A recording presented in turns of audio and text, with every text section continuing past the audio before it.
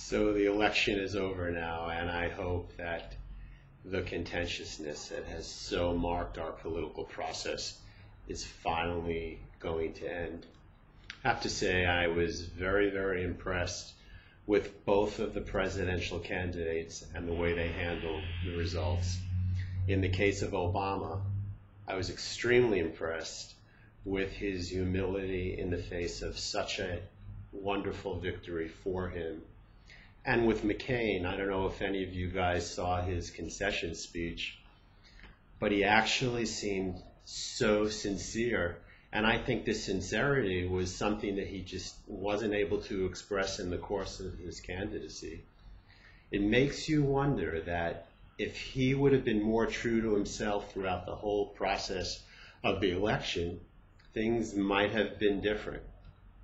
And it's a lesson for all of us that it's really worth the effort for us, especially in these challenging economic and social times, to make an extra effort to be true to ourselves, not just in our business dealings, but in our personal relationships. It's obvious to all of you out there that this is a time of tremendous dislocation and change.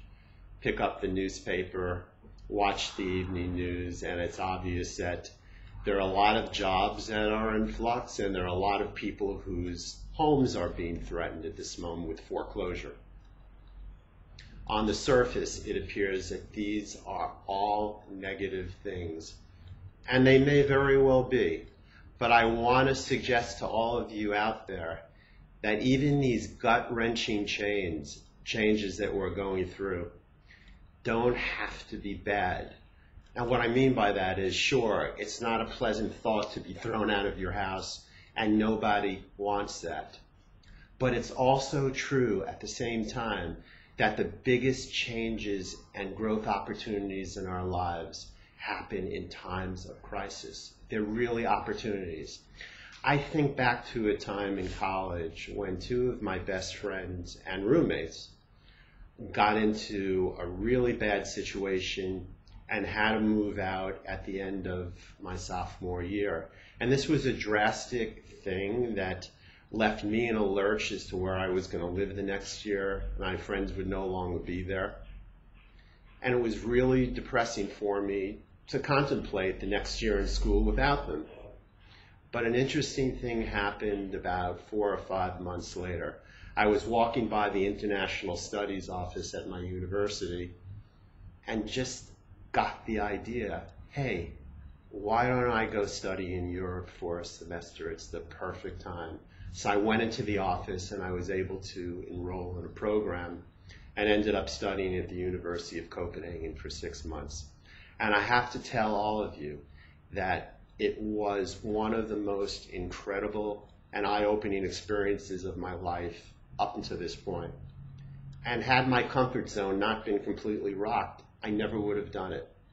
So while I have unbelievable compassion for any pain that is caused people by the current economic gyrations, one never really knows the opportunities that are going to be unleashed by this kind of change. And I just ask each and every one of you to be open to the possibility that there can be some really good things that happen even in the current situation, which leads me to my next point.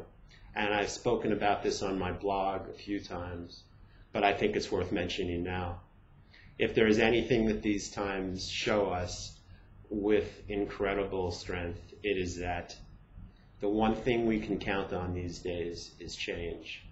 Change is the constant. And the sooner we make efforts to become comfortable with change and to look at change as creating new opportunities, the less panicky we will be at the prospect of change, and the more we'll be able to enjoy the moments of our life, because that is really what it comes down to. I'll tell you folks, there's one thing I never thought I would see in my lifetime, and I'm witnessing it right now. It's one example of the kind of change that I was just talking about. And this is something that's going on in the stock market with General Motors. General Motors used to be the bastion of American corporations. In fact, there used to be a saying that what's good for General Motors is good for the United States. I wonder if that could be said today given the current situation, since if one was to believe the news reports that one is hearing lately, General Motors stock is in danger of going down to zero.